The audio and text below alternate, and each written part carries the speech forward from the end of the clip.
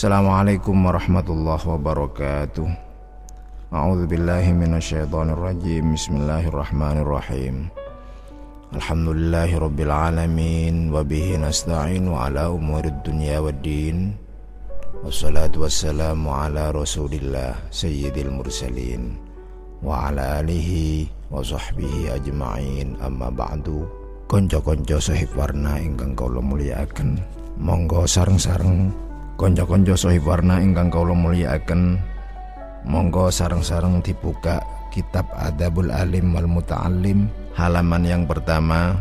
Bismillahirrahmanirrahim. Wa an Sufyan bin Uyainah, lan saking Sufyan bin Uyainah radhiyallahu anhu, huwa utawi rasul iku al-mizanu ukuran, al-akbaru kang agung, iku al-mizanu ukuran al-akbaru kang gede, wa alaihi lan ing atase rasul tu'aradu den pentokaken apa al-asya'u pira-pira perkara ala khuluqihi ing atase pira-pira budi pekertine nabi, wasiratihi lan sejarahe nabi, wahudahu lan pitutuhe nabi.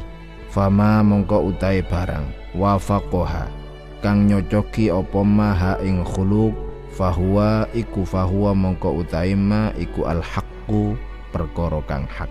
Wama utawe barang khalafaha kang nulayani apa maha ing khuluq iku, fahuwa mongko utahe ma iku al-batilu perkara kang batil.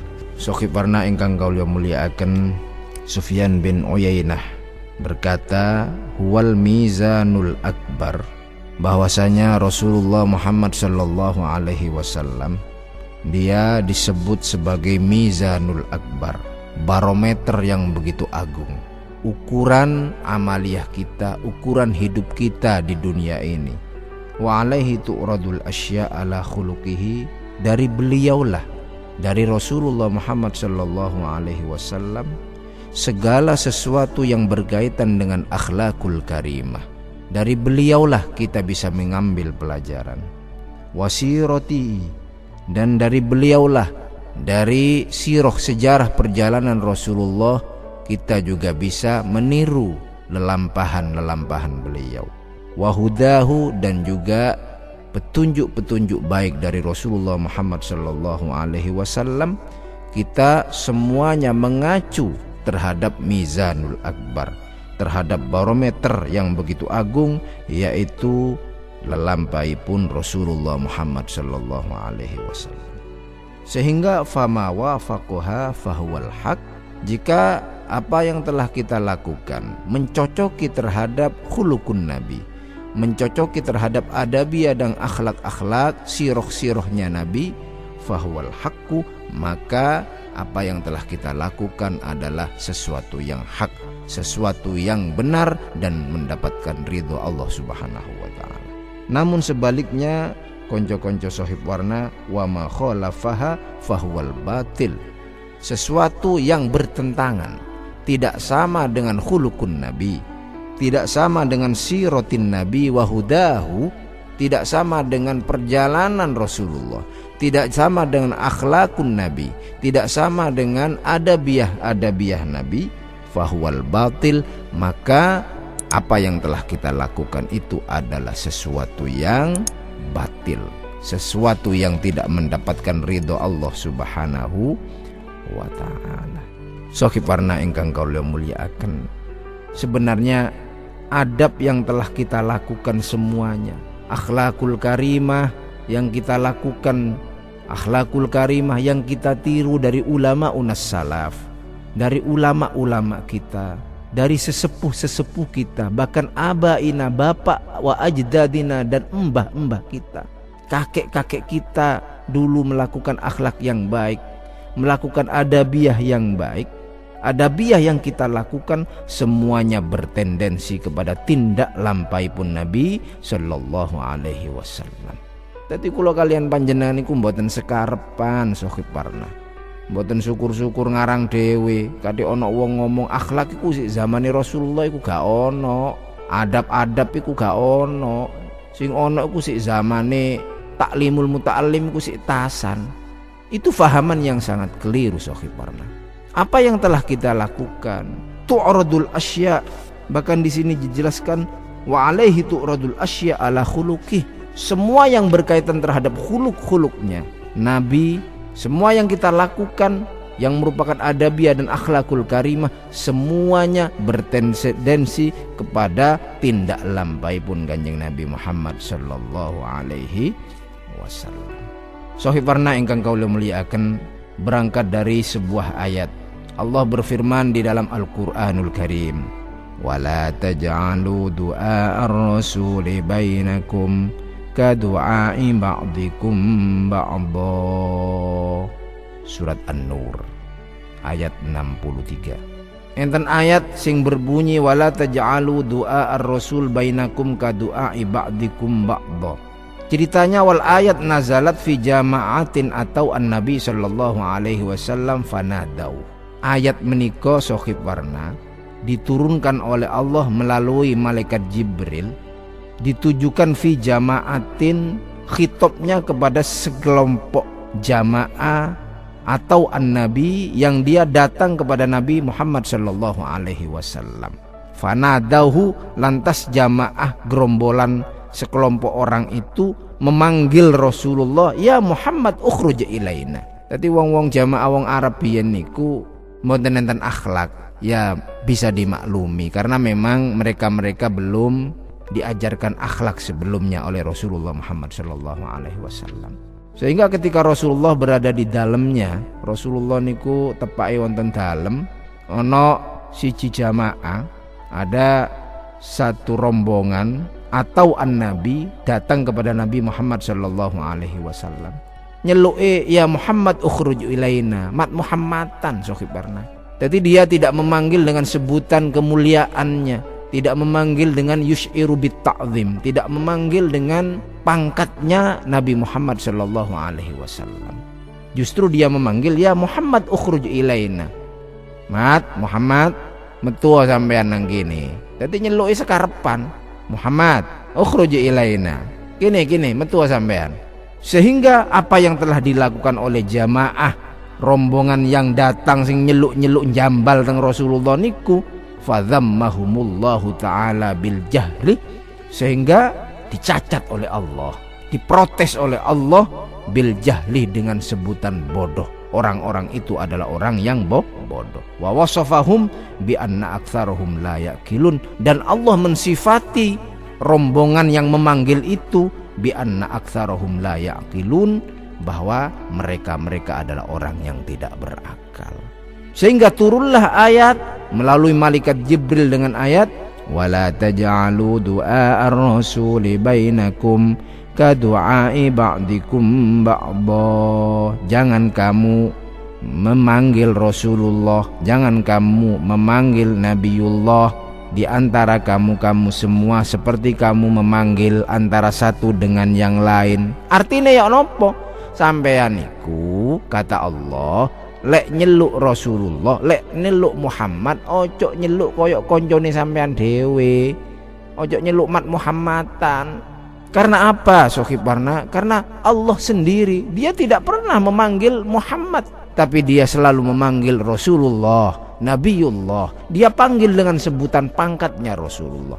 Inilah merupakan adab yang baik bagi kita, sehingga diteruskan kepada warathatul anbiya, yaitu para ulama unas salaf, para sahabat-sahabatnya Rasul, tabi'in sampai sekarang.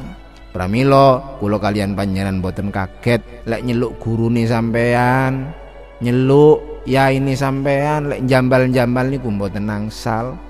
Kita memanggil Yai Muhammad Subadar, ojo Mat Muhammadan. Kita memanggil Yai Nawawi Sidogiri, gak oleh ngomong Nawawian, mboten nangsal, niku jenenge su'ul adab. Kita panggil dengan nama yang baik, kita panggil bima yus'iru bit ta'zim.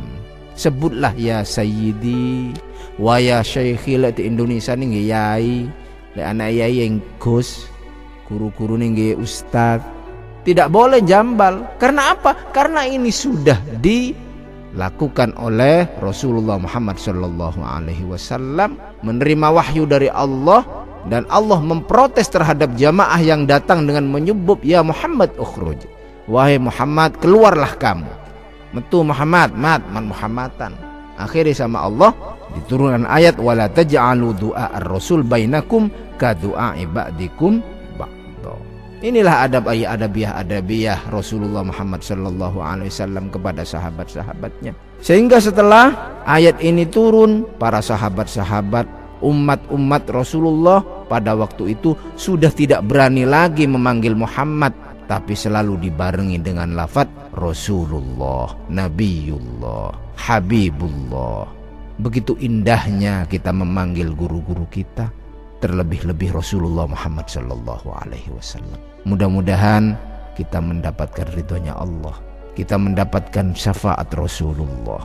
Kula kalian panjenengan mudah-mudahan lelampai pun Rasulullah Muhammad sallallahu alaihi wasallam akan tetap terjalin, akan tetap dilaksanakan ila yaumil qiyamah. Kita memanggil guru-guru kita dengan sebutan-sebutan yang baik, dengan bahasa-bahasa yang baik, boten jambal seperti jambalnya jamaah ketika waktu itu sebelum turunnya ayat. Sehingga kalau uswatun hasanah, kebiasaan Rasulullah dilaksanakan, insya Allah kula kalian panjenengan akan mendapatkan ridho Allah subhanahu wa ta'ala. Dan ini merupakan sesuatu yang hak, sesuai yang telah dijelaskan oleh Sufyan bin Uyainah, fama wafaqaha fahuwal haq. Sesuatu yang cocok dengan khuluqun Nabi, maka itu adalah sesuatu yang hak, sesuatu yang benar, sesuatu yang hak. Namun wa ma khalafaha fahuwal batil, menawi kula kalian panjenengan sudah tidak cocok, tidak sesuai dengan lelampai pun Rasulullah Muhammad sallallahu alaihi wasallam, maka fahuwal batil, maka itu adalah sesuatu yang batil, yang tidak pantas untuk dilakukan oleh kita semua. Na'udzubillah tsumma na'udzubillah. Banyak adabiyah ketika Rasulullah, ketika zamannya Rasulullah, Allah juga melarang kepada sahabat-sahabat Nabi untuk mendahului Rasulullah sallallahu alaihi wasallam. Ya ayyuhalladzina amanu la tuqaddimu baina yadayillahi wa rasulih. Surat Al-Hujurat ayat 1. Ini merupakan larangan karena sahabat-sahabat dulu ketika berjalan selalu mendahului Rasulullah. Sehingga turunlah ayat ini melalui malaikat Jibrilnya. Dan setelah turunnya ayat kita itu, tidak ada satupun yang berani tuqaddimu baina yadayillah wa rasulih. Allah juga melarang volume suara kita, volume suaranya sahabat-sahabat pada waktu itu di atas volume suara Nabi Muhammad sallallahu alaihi wasallam. Karena tiang-tiang Arab niku karepe dhewe singen. Tiang-tiang Arab niku mboten semerap akhlak. Ketika Rasulullah Muhammad sallallahu alaihi wasallam bercengkrama dengan sahabat-sahabatnya, kumpul kalian sahabat-sahabate, para sahabat itu cenderung suaranya lebih keras dari suaranya Rasulullah. Ngomong karepe dhewe buanter suaranya. Sehingga suara Rasulullah tidak didengar sama sekali pada waktu itu. Akhirnya turunlah ayat melalui malaikat Jibril. Allah memperingati kepada sahabat-sahabatnya dengan firman Allah di dalam Al-Qur'anul Karim, ya ayyuhalladzina amanu la tarfa'u aswatikum fawqa sautin nabi. Wahai orang-orang yang beriman, la tarfa'u aswatakum, jangan kamu keraskan suara kamu, fauqa sautin nabi, di atas volume suaranya Nabi Muhammad sallallahu alaihi wasallam. Sehingga konco-konco sohib warna, setelah ayat itu turun, para sahabat-sahabat sudah tidak bisa mengeraskan suaranya lagi. Jadi suara Kanjeng Nabi, mereka meringankan suaranya, volumenya diturunkan di bawah volumenya suaranya Rasulullah Muhammad sallallahu alaihi wasallam. Maka di dalam kitab lain para sahabat-sahabat tidak berani memandang kepada wajahnya Rasulullah Muhammad sallallahu alaihi wasallam karena rasa ta'zim yang begitu sangat, karena rasa hormatnya beliau kepada Rasulullah Muhammad sallallahu alaihi wasallam. Kecuali Abu Bakar dan Sayyidina Utsman, beliau berani memandang antara satu dengan yang lain karena memang diperintah oleh Rasulullah. Sementara sahabat-sahabat yang lain dia tidak berani, dingklu, mboten wantun ngadep teng wajah Rasulullah Muhammad sallallahu alaihi wasallam. Karena apa? Sejatinya Allah mengutus Nabi Muhammad SAW agar supaya kita memang benar-benar menghormati beliau. Rasulullah diturunkan untuk menebar kebenaran, menjadi Rasul, menjadi utusan Allah, menebar wahyu, menyebarkan wahyu ilahi, wahyu samawat, tidak lebih hanya untuk dihormati oleh kaumnya. Allah Subhanahu wa ta'ala berfirman di dalam Al-Qur'anul Karim, "Inna arsalnaka syahidan wa mubasysyiran wa nadhira litu'minu billahi wa rasulih wa tu'azziruhu wa tuwaqqiruh."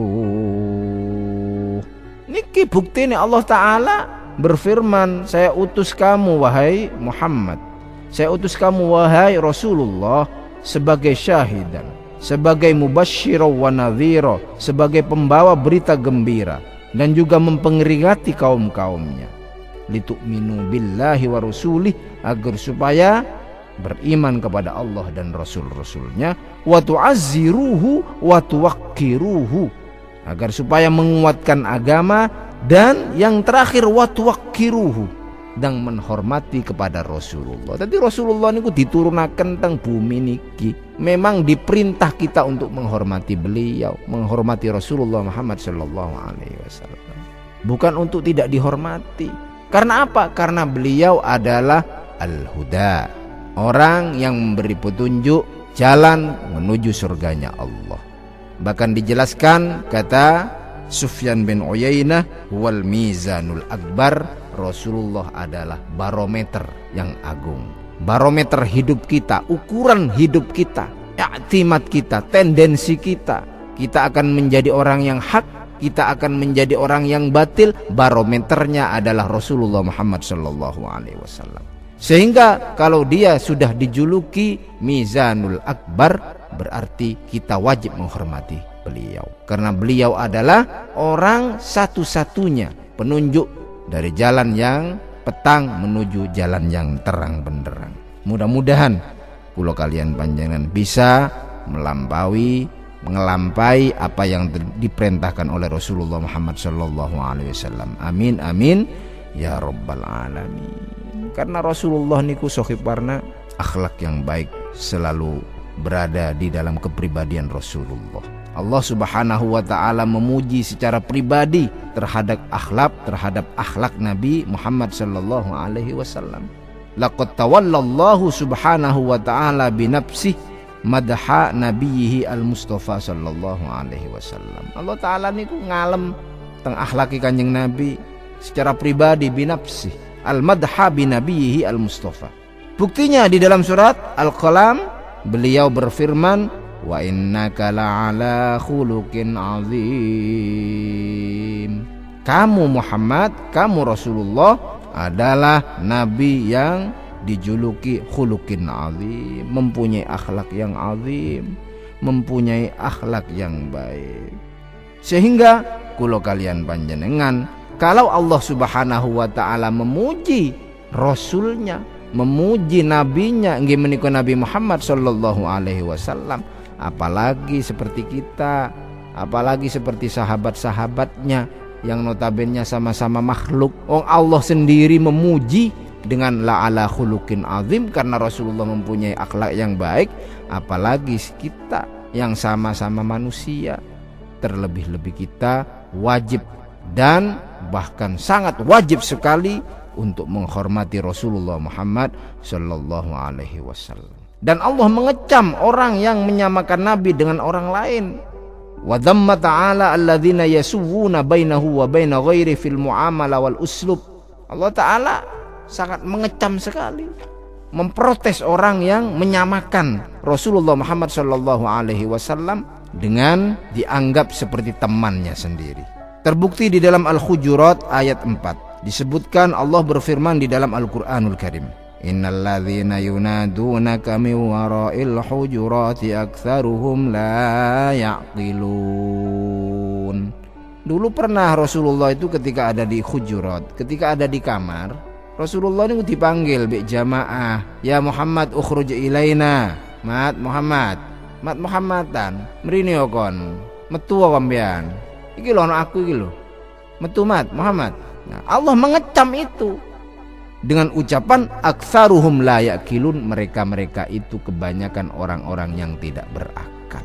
Kenapa dikatakan tidak berakal? Karena memang akhlaknya jelek. Dia memanggil Nabi Muhammad dengan ucapan Muhammad, jambal, tidak disertai dengan bima yus'iru bit ta'zim, tidak disertai dengan nama-nama.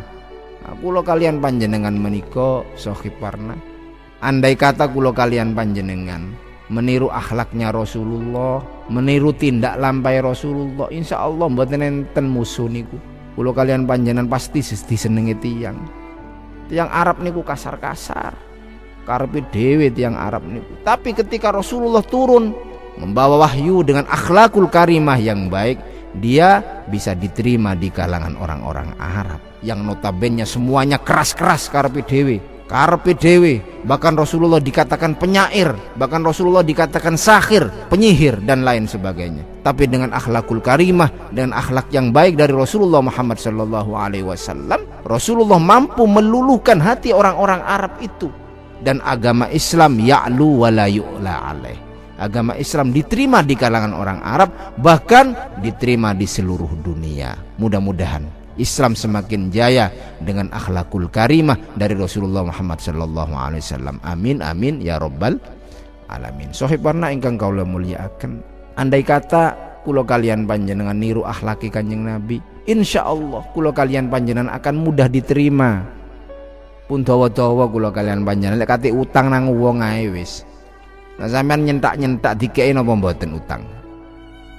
Nah, coba kita dengan pendekatan akhlakul karimah yang baik, dengan adabiyah yang baik, kate utang nang wong, nun sewu, assalamualaikum, tawadhu, khudu, merendah, memuja dan lain sebagainya, nyebuti gak sekarepan. Ya lek diceluk nggih ngomong lek diceluk paman nggih paman. Nun sewu paman, kula mboten gadah yatra. Ibu kula sakit, ngapunten ingkang kathah. Dia menunjukkan dengan akhlakul karimah yang baik, dengan tawadhu, andap asor. Ya akhirnya insya Allah dia akan luluh dan insya Allah kita akan mendapatkan utang itu. Apa rahasianya? Yaitu kembali kepada siratun Nabi, yaitu akhlakul karimah. Lah kula kalian panjenengan utang nyentak-nyentak nang tanggane sampean nyentak-nyentak kati utang. Pokoke aku kudu dikei, lek gak dikei aku wis duduk dulur-duluran wis. Sembalang kalir, omongannya tidak pantas, omongannya pedes, tidak menggunakan akhlakul karimah yang baik. Nah, lek tiyang ngoten niku nggih berarti hayhatul aqiq, jauh sekali kula kalian panjenengan diterima di masyarakat. Ingat, dakwah Wali Songo di Indonesia, dakwah Wali Songo di tanah Jawa, bahkan raja-raja Hindu yang ada di tanah Jawa semuanya luluh kalah dengan Wali Songo. Nopo sih rahasiane konco-konco Sohib Warna? Rahasianya tidak lain dan tidak bukan karena Wali Songo itu menggunakan siratun Nabi, khuluqin Nabi, wahudahun Nabi. Wali Songo menggunakan metode khuluqun Nabi, akhlakul karimah yang dilakukan oleh Nabi Muhammad sallallahu alaihi wasallam. Metode dakwah dengan dakwah ta'adul, tawazun. Metode dakwah dengan metode moderat, dengan metode yang lembut, metode yang santun, lemah lembut, akhlakul karimah, adabiyah yang bagus, sehingga Wali Songo diterima di tanah Jawa. Dan mayoritas di Indonesia Islam menduduki peringkat yang paling banyak. Ini semua terjadi karena akhlakul karimah Wali Songo sangat baik sekali. Wonten tiyang selamatan 7 harian, 40 hari, 100 harinya. Itu sejak dulu. Nah, wong selamatan ngoten niku mboten langsung diomongi bid'ah, haram dan lain sebagainya, tapi diarahkan oleh Wali Songo. Oh, kalau niatnya sodako itu baik, kalau niatnya begini ini tidak baik. Diarahkan dengan pengarahan yang baik, dengan metode akhlakul karimah yang baik. Nah, pramila kula kalian panjenengan perlu meniru akhlak Wali Songo itu, yang tidak lain dan tidak bukan apa yang telah dilakukan oleh Wali Songo itu merupakan akhlak dan adab yang dilakukan oleh Rasulullah Muhammad sallallahu alaihi wasallam. Mudah-mudahan kula kalian panjenengan dengan melaksanakan akhlakul karimah yang dilakukan oleh Rasulullah Muhammad sallallahu alaihi wasallam, adabiyah akhlakul karimah yang dilakukan oleh ulama unas salaf, adabiyah dan akhlakul karimah yang dilakukan oleh wali-wali songo di tanah Jawa, kula kalian panjenengan mudah diterima di masyarakat, sehingga dakwah kita akan semakin lancar, dakwah kita akan semakin menyebar, kula kalian panjenengan mendapatkan ridha Allah Subhanahu wa ta'ala. Hadanallahu wa iyyakum ihdinas siratal mustaqim, wallahu a'lam bissawab wa ilaihil marji' wal ma'ab. Wassalamualaikum warahmatullahi wabarakatuh.